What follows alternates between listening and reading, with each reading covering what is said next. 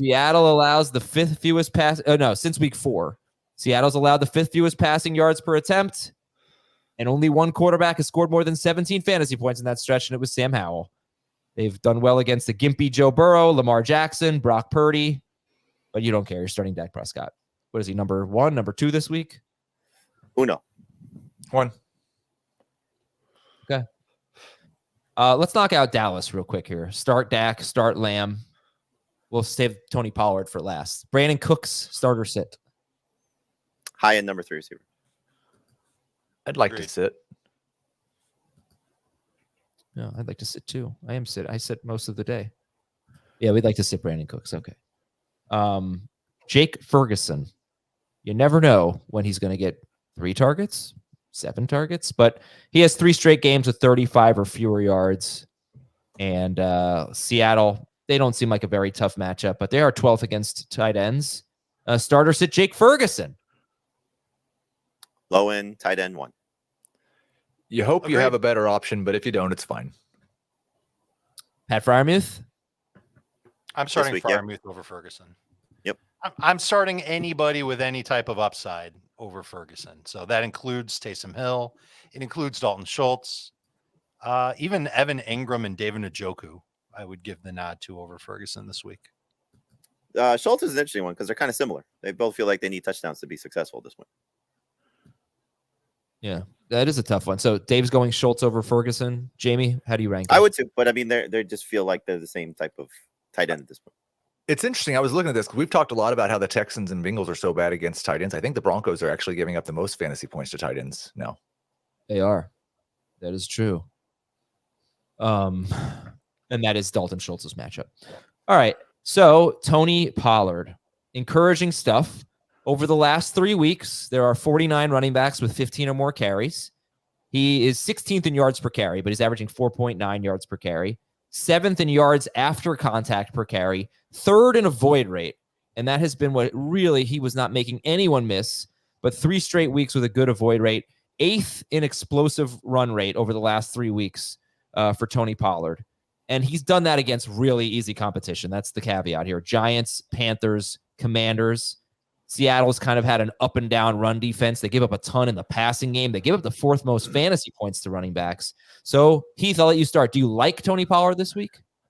I think you're starting Tony Pollard. There's 6 teams on a bye. I don't seem to love him quite as much as Dave and Jamie do, but I think you're starting him in most situations. Although, like if I had Raheem Mostert and Zach Moss, I'd start those guys over Tony Pollard.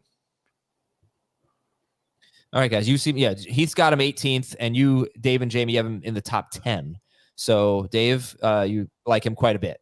I've got Pollard 1 spot over Moss as of now. I want to dig into Moss a little bit more. I could end up moving Moss up over Pollard just by workload alone. But the Seattle run defense, it started off the year great. In their last 5 games, 5.3 yards per carry to running backs, 7 total rushing touchdowns allowed, 2 receiving touchdowns allowed in those 5 games. It makes me very encouraged for Pollard this is a regular Thursday game. This is not a regular Thursday game. Both of these teams have had a full week to prepare. It's not going to slow me down one bit from starting Pollard, who's looked a lot better the last 2 weeks. I'm happy to start him as a running back 1. 100%. Couldn't agree more. Okay. Would you guys start Kyren Williams or Kyren? What about Pollard? Kyren is number 3 for me this week in PPR. Kyren as well. All right, he's facing the Browns. How about Rashad White against the Panthers, that dream matchup? Rashad White or Tony Pollard? White is number 2 for me this week. White. Right. How many running backs drafted after round 5 are top 12 running backs this week? Oh, man.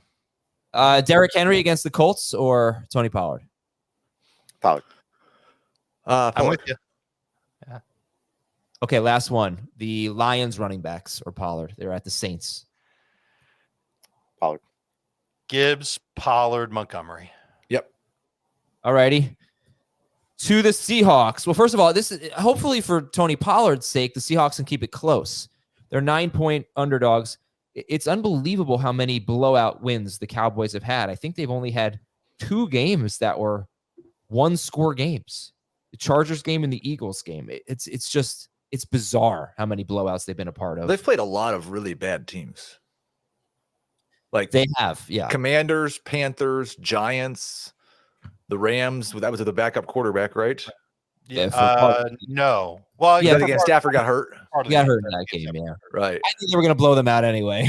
This is what Patriots, they do. Cardinals, Jets. What they do at Giants home. again. It's definitely what they do at home. But the Seahawks are better, I think, than every team you just named. I hope, anyway. But who on this team do you have faith in this week for fantasy purposes? In They don't have a Seattle, must. They don't have a must start player. no one. Charbonnet is probably the most. I'll say I the would say receiver. Metcalf, but I don't want to trust them. Yeah, but again, there's so many wide receivers that are out this week. It's hard to make a case for, like Brandon Cooks versus the Seattle wide receivers. I'll take my chances with the Seattle wide receivers. Oh, I take Cooks over everybody but Metcalf. I can't do that. He's been more consistent than Lockett and certainly better than JSN. I would definitely start Cooks over JSN. Yeah. I was thinking more of Metcalf and Lockett, not JSN. Dallas is third best against receivers. Have they really shut down any great receivers? Kind of, yeah. But there's some buts there. Like, the San Francisco receivers struggled against them, but the 49ers beat the crap out of the Cowboys, and George Kittle had 3 touchdowns. I don't know if that was like a triumph for the Cowboys. The Rams receivers struggled, but we just said Matthew Stafford got hurt in that game. McLaurin was bad last week, but Curtis Samuel had a great game. So I'm not sure. It's not an easy matchup, that's for sure. Well, but Who will score more touchdowns in this game? DK Metcalf, Tyler Lockett, or Deron Bland? I thought you were going to say Rico Dowdle. Like Either one. I might take Deron Bland. Go ahead, Heath. It's tough to compare. Like, I think the Seahawks don't have a top 24 wide receiver currently in fantasy. So, like, based on what they've done this year, they're not facing a great wide receiver. Correct. All right. So Metcalf, or I'm going to do some running backs or DK Metcalf. And by the way, anyone in the chat, you have some questions? I see some here. Metcalf or Nico Collins is one from the chat. Not even close. Nico. You'd need 2 DKs to get to Nico. This one real quick. Cooks or Rashee Rice? Rice, but it's close. I agree. Charbonnet or Jalen Warren? Warren. I think I have Warren higher. They are very, very close for me.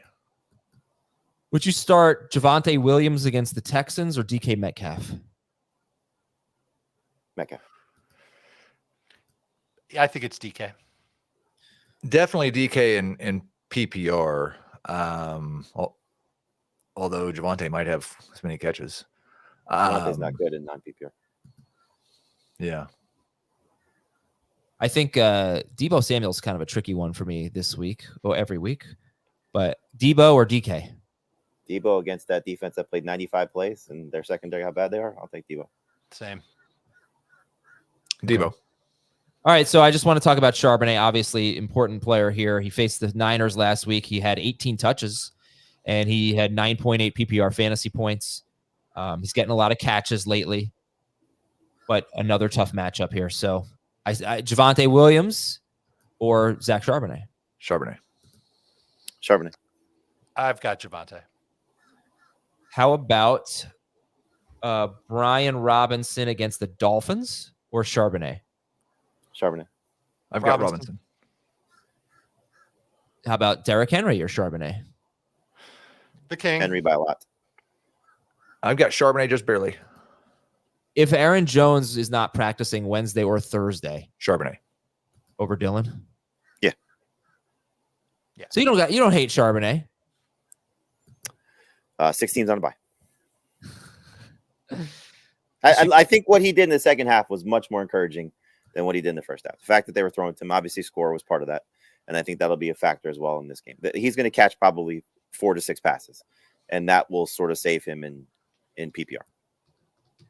Okay. By the way, Jamie, someone's pointing out that Deron Bland is a cornerback. Exactly. Well aware. He has set the Didn't know NFL that? record. Gee.